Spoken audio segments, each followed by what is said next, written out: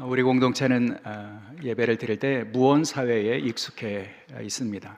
사회자가 없이 순서에 따라서 예배가 진행되는 그런 예식을 우리가 갖고 있는데요. 사회자가 있는 예배에 가면 모든 순서들을 소개하는 것을 우리가 경험하게 됩니다. 설교 시간이 되면 흔히 그렇게 소개하죠. 어떤 목사님 나오셔서 말씀을 증언해 주시겠습니다. 저는 이 표현이 참 좋습니다. 설교자를 말씀을 증언하는 사람이라고 소개하고 있기 때문이죠. 거창하게 신학을 이야기하지 않더라도 증언신학이라고 하는 그런 그 주장을 하는 사람들은 설교자를 증언하는 사람이라고 아주 명확하게 규정하고 있습니다. 설교자의 역할은 무엇인가? 설교자의 사명은 무엇인가? 증언자의 사명이 있다는 거죠. 그래서 증인이 되어서 하나님의 일을, 또 하나님의 뜻을, 하나님의 계시를 전하는 것이 설교자의 사명이라는 겁니다. 설교자는요, 강의하는 사람 아닙니다. 설교자는 가르치는 사람 아닙니다. 설교자는 증언하는 사람입니다. 증인이 되어서 하나님의 일을 증언하는 사람이라는 거죠. 여러분, 하나님의 일에는 반드시 증인이 필요합니다. 왜냐하면요, 하나님은 영이신 분이시기 때문에 하나님의 모습을 우리는 볼 수 없고요, 하나님의 음성을 직접 들을 수가 없지 않습니까? 그래서 하나님은 당신의 뜻을, 그리고 당신의 계시를 드러내시는 데는 증인이라고 하는 인격적인 매개체를 사용해 주시는 분이십니다. 증인의 증언을 통해서 하나님이 어떤 분이신지, 증인의 증언을 통해서 하나님은 우리에게 무엇을 원하시는지 그 뜻을 전하시기 때문에 하나님께서는 어느 시대이든지 하나님이 사용하시는 증인들을 세워 주시는 분이시죠. 성경에서 우리가 만나게 되는 그 증인은 누구냐면, 구약 성경에서는 이스라엘 백성들이 증인이다 이렇게 말씀해 주세요. 오늘 구약의 본문을 이사야서 43장의 말씀을 우리에게 주시는데 43장 10절에 이렇게 말씀하십니다. 나 여호와가 말하노라. 너희는 나의 증인, 나의 종으로 택함을 입었나니 이는 너희가 나를 알고 믿으며 내가 그인 줄 깨닫게 하려 함이라. 나의 전에 지음을 받은 신이 없었느니라. 나의 후에도 없으리라. 하나님께서는 이스라엘 백성들에게 그렇게 말씀하세요. 너희는 나의 증인이다 이렇게 말씀해 주세요. 그들을 통해서 하나님은 무엇을 증언하게 원하셨을까요? 하나님은 구원의 하나님이시라고 하는 것을 증언하기를 원하셨어요. 바벨론 포로기라고 하는 그 절망적인 상황 가운데도 하나님께서는 대제국의 포로로 잡혀가 있었던 그 연약한 이스라엘 백성들을 당신의 주권과 능력으로 구원하시죠. 그리고 내가 너희를 증인으로 삼겠다. 하나님 어떤 분이신지, 하나님 얼마나 존귀하시고 능력이 크신 분이신지를 내가 너희를 통해서 드러내기를 원하신다. 이것이 하나님의 구원의 목적이라고 말씀해 주십니다. 그들이 하나님을 증언하는 증인으로 삼기를 원하셨다는 거죠. 그래서 12절의 말씀에 다시 이렇게 강조하십니다. 내가 알려주었으며 구원하였으며 보였고 너희 중에 다른 신이 없었나니 그러므로 너희는 나의 증인이요 나는 하나님이니라. 여호와의 말씀이니라. 다시 말씀하시죠. 너희는 나의 증인이다. 근데 증인이라고 하는 사명을 주시면서 하나님께서는 뭐라고 말씀하냐면, 내가 뭐 하셨다고요? 알려주었으며 이렇게 말씀합니다. 그리고요 보여주었다 이렇게 말씀해 주시죠. 여러분, 확실한 증인으로 삼기를 원하신다는 겁니다. 증인이 되려면 알아야죠. 보아야죠. 보아서 안 것을 증언하는 사람이 증인 아닙니까? 하나님께서는 하나님의 구원을 그들에게 보여주셨습니다. 알려주셨습니다. 체험시켜 주셨습니다. 그래서 그들이 만난 하나님, 그들이 경험한 하나님의 구원의 사랑, 그리고 구원의 능력, 이것을 그들로 하여금 증언하게 하신 분이시라고 말씀해 주시죠. 여러분, 이 증인의 삶을 사신 분이 바로 예수님이십니다. 예수님도요 보내심을 받아서 이 땅에 증인으로 사셨다 이렇게 말씀하죠. 요한계시록 1장 5절 말씀인데요, 또 충성된 증인으로 죽은 자들 가운데서 먼저 나시고 땅의 임금들의 머리가 되신 예수 그리스도로 말미암아 은혜와 평강이 너에게 있기를 원하노라. 여러분, 예수님을 뭐라고 소개하냐면 충성된 신실한 진실한 증인이 되시는 분이라고 말씀해 주십니다.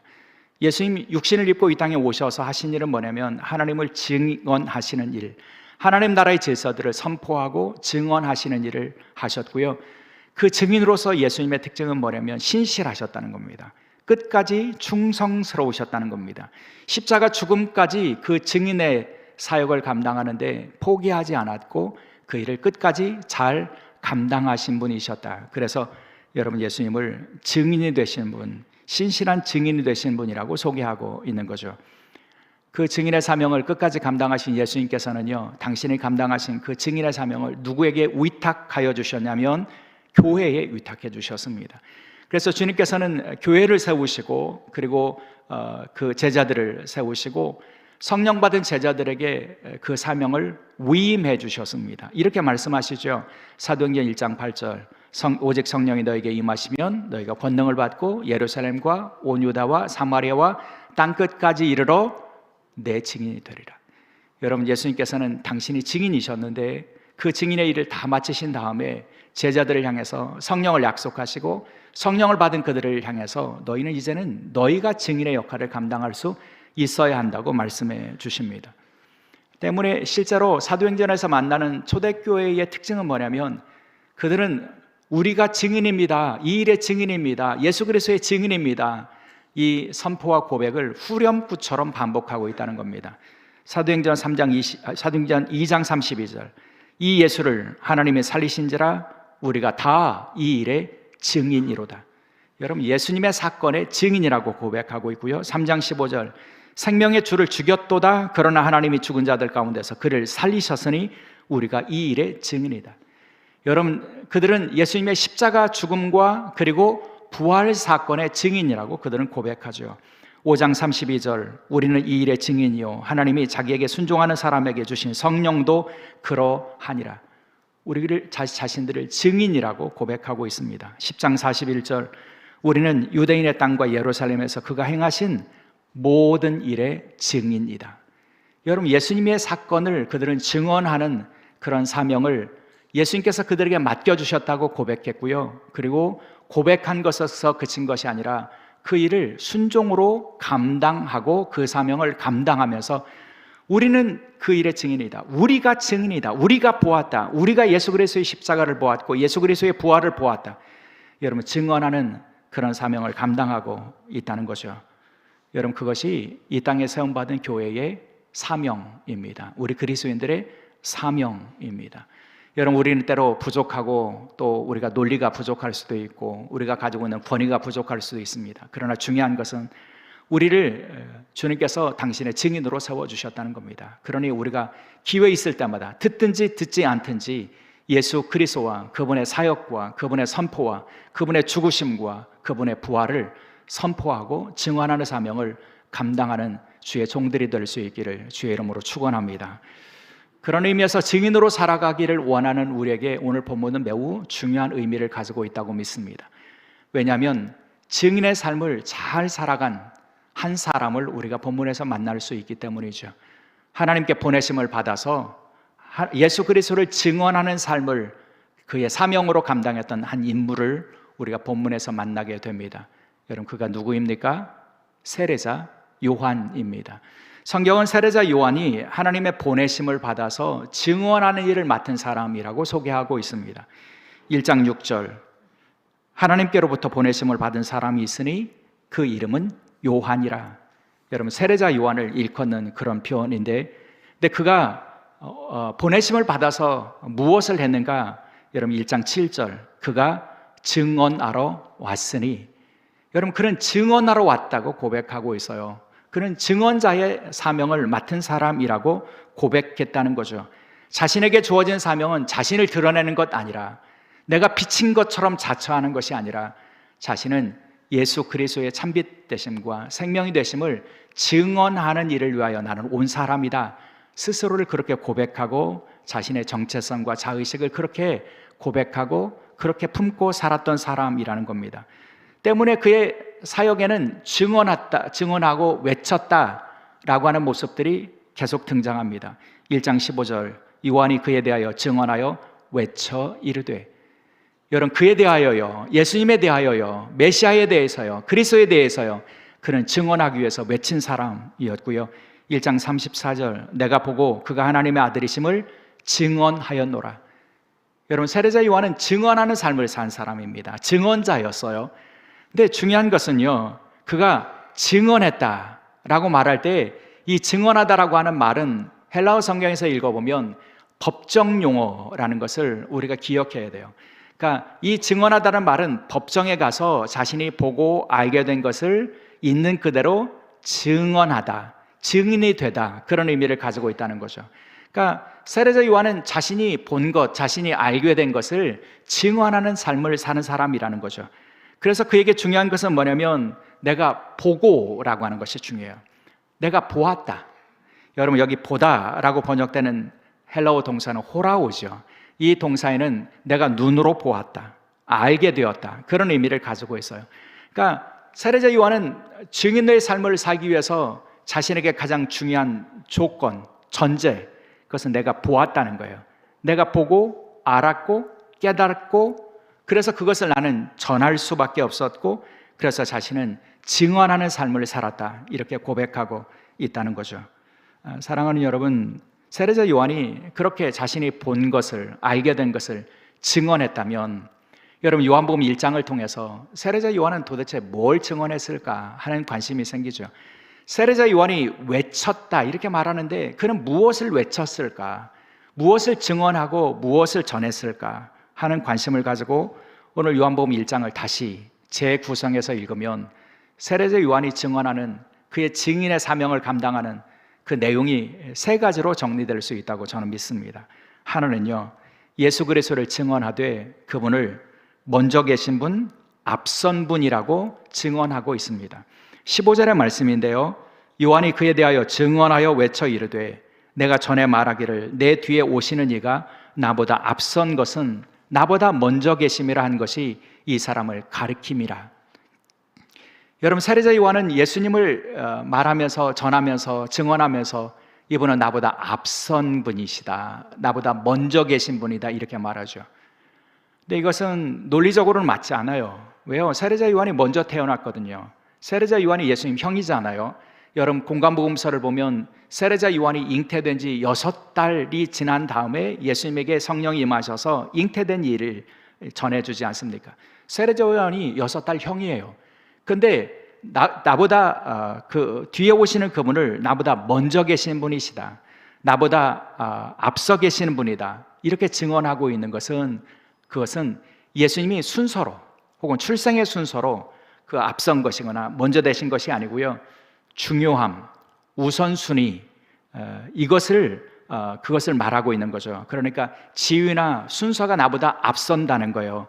나보다 먼저라는 거죠. 그래서 여기 앞선이라고 하는 단어는 지위나 순서가 나보다 먼저이다, 그런 의미고요. 여기 먼저 계심이라 해서 먼저라고 하는 단어에는 수위의, 그러니까 가장 높은, 제일 중요한, 우두머리, 그런 의미를 가지고 있습니다. 세례자 요한은 예수님을 그렇게 증언하는 거예요. 그분은 나보다 우선되는 분이시다, 그분은 나보다 중요하신 분이시다, 그렇게 고백하고 있는 거죠. 그런 의미에서 이 세례자 요한의 마음을 가장 잘 담을 수 있는 표현이 뭐냐면 Jesus first라고 하는 그런 구호라고 할 수 있습니다. 예수 먼저예요. 예수님 먼저. 여러분, 예수님이 가장 먼저 되시는 분이시고 가장 중요하신 분이시다, 이렇게 말해요. 이것을 오스왈드 챔버스라고 하는 그 유명한 사람은 예수님을 뭐라고 말하냐면 His highest, 이렇게 말해요. 그분의 가장 존귀하심, 가장 높으심이라고 말하는데, 그래서 이 책을 번역하는 사람들은 주님은 나의 최고봉, 이렇게 번역하죠. 최고로 높은 봉우리처럼 예수님이 가장 높으신 분이시고 가장 존귀하신 분이시다, 이렇게 말하죠. 그 오스왈드 챔버스는 이 예수님이 우리의 최고봉이 되셔야 된다라고 하는 것을 강조한 사람인데, 그래서 그분이 이렇게 얘기해요. 그리스도는 자기 최선이 아니라 주님의 최고를 드리는 존재여야 한다. 그리스도인은요, 예수님을 향해서 자신의 최선을 다하는 것에서 그치는 것이 아니라 그분의 최고를 합당하게 드리는 사람이 되어야 된다, 이렇게 말하죠. 그래서 이분은 그 best라고 하는 이 표현과 utmost라고 하는 표현을 비교합니다. 여러분, 우리는 주님 앞에 나의 최선을 다해서라고 하는 것에서 그치지 않아야 한다는 거예요. 나는 주님 앞에 최선을 다해서 섬겼고 최선을 다해서 봉사했고 주님을 위해서 나의 최선을 다해서라고 하는 것에서 그치는 것이 아니라 그 한계의 끝에 머리까지 몰아가서 내가 할 수 있는 그런 한계를 넘어설 만큼 그분을 향해서 최고의 것을 드릴 줄 아는 사람이 되어야 된다. 그것이 최고봉이신 주님께 합당한 모습이다, 이렇게 말하는 거죠. 그래서 예수님을 나의 최고봉이라고 고백하는 사람들의 모습에는 반드시 예수님 중심의 삶이 나타나야 하고 전적인 헌신이 나타나야 하며 자기 부인의 그런 믿음이 나타나야 되고 즉각적인 순종의 반응이 나타나야 된다. 이분은 이렇게 얘기해요. 예수님이 최고봉이라고 입으로 고백하는 것이 중요한 것이 아니라, 말하는 것이 중요한 것이 아니라, 예수님이 가장 앞서신 분이시고 가장 우선되는 분이시며 가장 중요하신 분이라고 말한다면 우리는 그분을 중심에 두고 살아야 하고 그분에게 전적으로 헌신하고 즉각적으로 순종하는 삶을 살아갈 수밖에 없다는 거죠. 문제는 우리 시대의 그리스도인들이 이 고백과 우선순위가 흔들린다는 거예요. 예수님이 나의 최고봉이라고 고백하지만 실제로는 우리는 자신이 먼저인 그런 삶을 사는 경우들이 있다는 거죠. 어떤 일을 결정할 때 주님이 나에게 원하시는 것일까를 우리는 묻는다고 말하지만 결정할 때는 내가 먼저예요. 나의 유익이 있나? 나에게 자존심이 상하지 않는 일인가? 내 편에서 이것이 과연 합당한 일인가? 여러분, 중심에 내가 있는 것이 여러분 우리의 모습이라는 거죠. 자기 부인, 즉각적인 헌신, 이것이 우리의 신앙에 잘 드러나지 않는다는 거죠. 그러다 보니까 여러분 어떤 일이 벌어지는지 아십니까? 교회와 그리스도인들을 통해서 예수 그리스도의 십자가가 나타나지 않는다는 겁니다. 어떤 이들은 자신의 정치색을 가지고 그래서 자신의 정치색을 포기할 수 없다고, 그것이 신앙이라고 말하는 사람들이 있고요. 또 때로는 목사직을 이야기하면서도 자신의 목사직을 통해서 자신이 얻을 수 있는 유익이 가장 앞서는 사람들도 있고요. 그러니 어떻게 십자가가 나타날 수 있습니까? 예수님이 여러분 십자가에서 돌아가셨다고 하는 그 진리가 어떻게 나타날 수 있는가 하는 거죠. 증인으로서 살아가는 그런 모습이 여러분 빵점이라고 할 수 있다는 겁니다. 그런 사람들은 주님의 증인이 될 수 없다는 거죠. 그런 의미에서 우리가 주님의 증인으로 살기를 원한다면 우리 속에 회복되어야 될 고백은 이것입니다. 주님이 나의 최고봉이 되어 주시는 분이십니다. 주님이 먼저 있습니다. 주님이 가장 존귀하신 분이십니다. 주님이 나의 온전한 주인이십니다.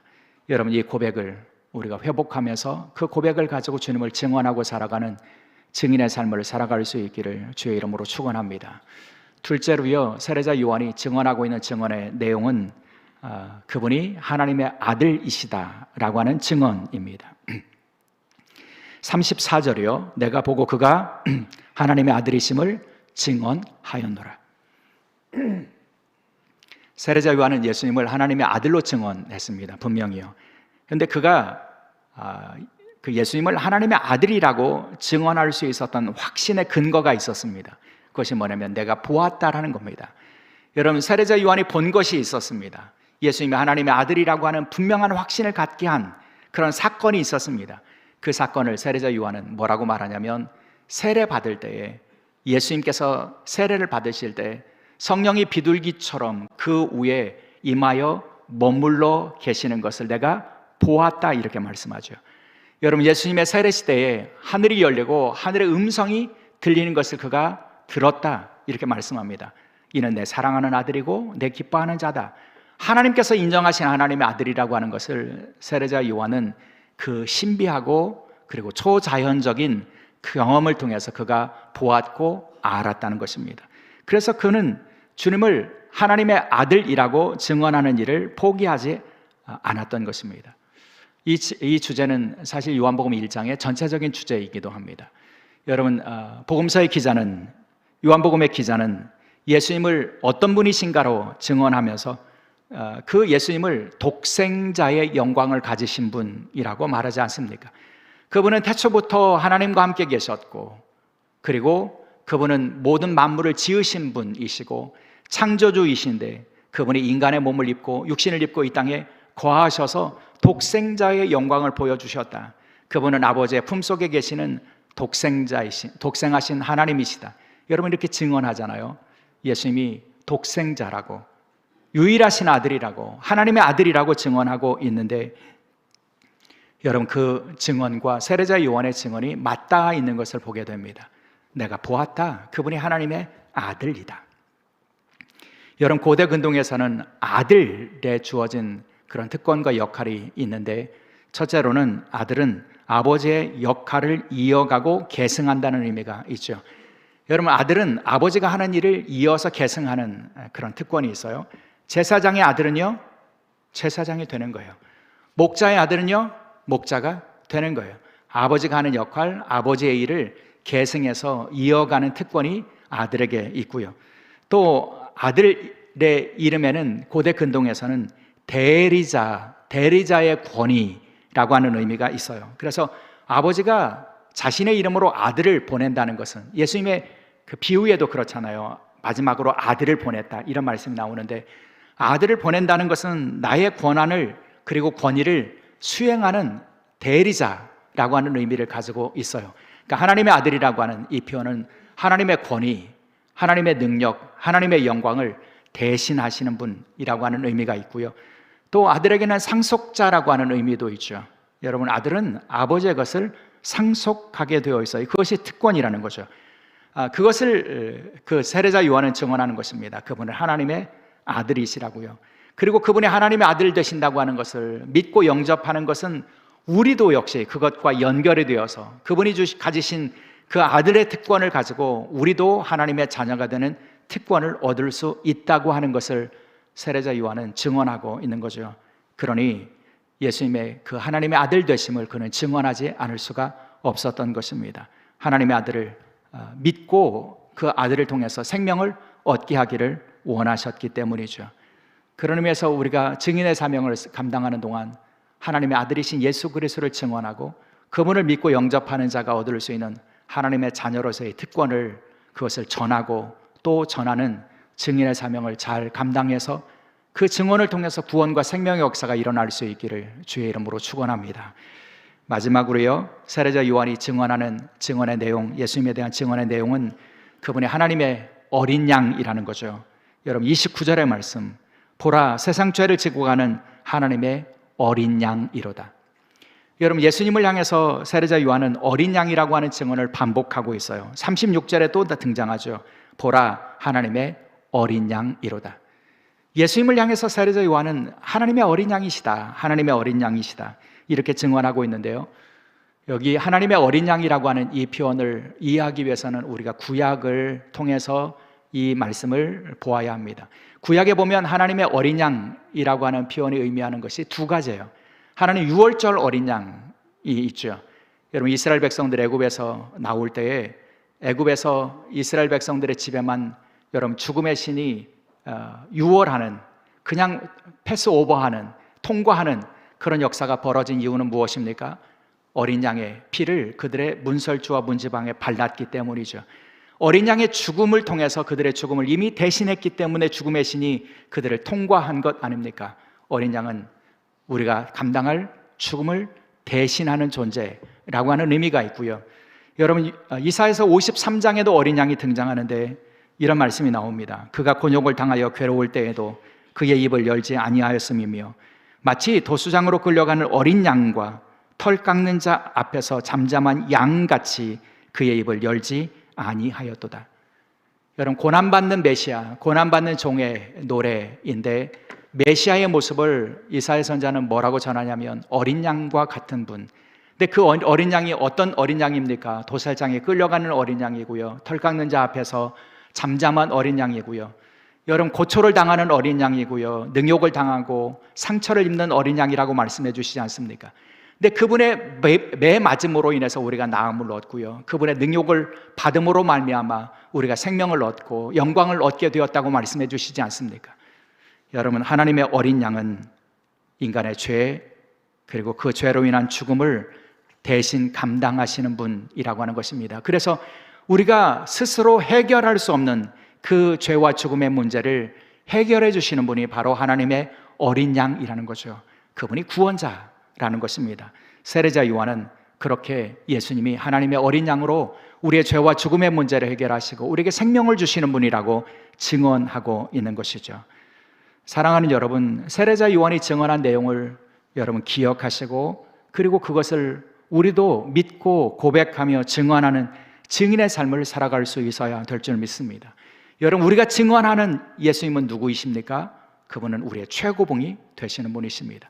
그분과 비교할 수 있는 것은 아무것도 없습니다. 그분이 가장 존귀하고 가장 중요하고 가장 앞선 분이시고 그분이 그 모든 것들보다 먼저 되시는 분이십니다. 여러분, 우리가 증언해야 될 예수님은 누구이십니까? 그분은 하나님의 아들이십니다. 그래서 그분을 믿고 영접하는 사람들에게도 하나님의 자녀가 되는 특권을 주시는 분이십니다. 그리고요, 우리가 믿고 증언하는 예수님은요, 하나님의 어린 양이십니다. 그래서 그분을 통해서 우리는 죄와 죽음의 문제를 해결받고 그분이 주시는 구원과 생명을 얻게 되는 것입니다. 그래서 세례자 요한은 그 예수님을 전하지 않을 수가 없었던 것이죠. 자신이 보고 알게 된 그 예수님을 증언하는 것이 그에게는 매우 중요했던 일이었던 거죠. 그래서 증언하는 그 세례자 요한의 모습에서 우리가 놓치지 않아야 될 모습이 37절에 있습니다. 이런 말씀이 나와요. 그의 말을 듣고 예수를 따르거늘. 이 장면은요, 그 세례자 요한이 자신의 곁에 있는 제자들에게 말하는 그런 장면이에요. 뭐라고 말했을까요? 저분이 하나님의 어린 양이라고 말했겠죠. 그래서 그것을 제자들이 들었겠죠. 말하는 사람이 있었고요, 듣는 사람이 있었어요. 듣는 사람이 그 말을 받아들였어요. 그래서요, 예수님을 따르는 사람이 되었어요. 예수님 곁에 머물렀어요. 예수님 주시는 구원을 얻을 수 있었어요. 여러분, 구원과 생명의 역사가 그렇게 이루어진다는 거죠. 말하는 사람이 있어야 듣고요, 듣는 사람이 말하는 사람의 그 증언에 대한 믿음이 있어야 그 말에 응답하고 반응하고 그래서 구원과 생명의 길을 걸어가게 된다는 것이죠. 근데 이 말하는 이 세례자 요한의 모습을 헬라어 성경에서 찾아보면 말하고 듣고에서 말하다라고 번역되는 단어가 랄레오라고 하는 단어인데 이 동사가 원어 성경에서 보면 분사형으로 되어 있어요. 무슨 말이냐면 계속해서 말하고 있다, 그런 의미를 가지고 있죠. 계속되는 동작을 의미합니다. 그러니까 세례자 요한은요, 말하고 그냥 뭐 듣거나 말거나 한번 말해보고 그친 게 아니라는 거예요. 말하고 또 말하고 또 말하고 계속 말했다는 거죠. 여러분, 언제 우리는 그렇게 말하고 또 말하고 들을 때까지 말합니까? 제 경험으로 보면 자녀들에게 그래요.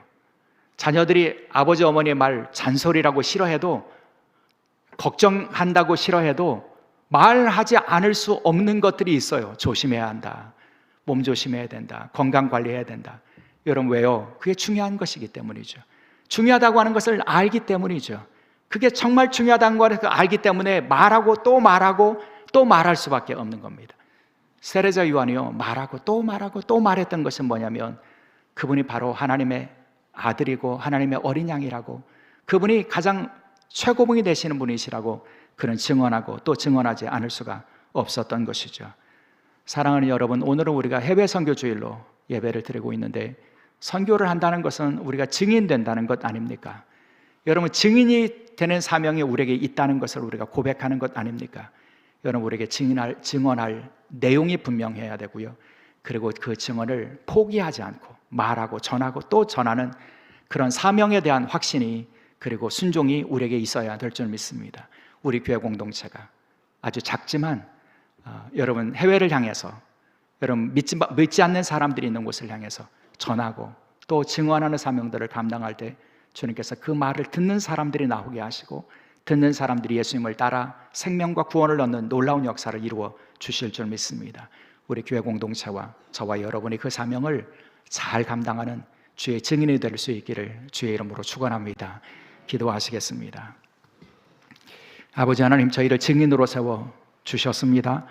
증언해야 될 분명한 진리에 대한 고백과 확신을 주시고 그리고 전하고 또 전하는 그런 증언자의 자세를 저에게 허락해 주셔서 저희가 말하고 누군가는 듣고 듣는 사람들이 반응하고 구원과 생명을 얻는 구원의 역사가 저희 교회 공동체를 통해서 또 주께서 세우신 주의 증인들을 통해서 나타날 수 있도록 하나님 역사하여 주옵소서. 감사하며 우리 주 예수 그리스도의 이름으로 기도드리옵나이다. 아멘.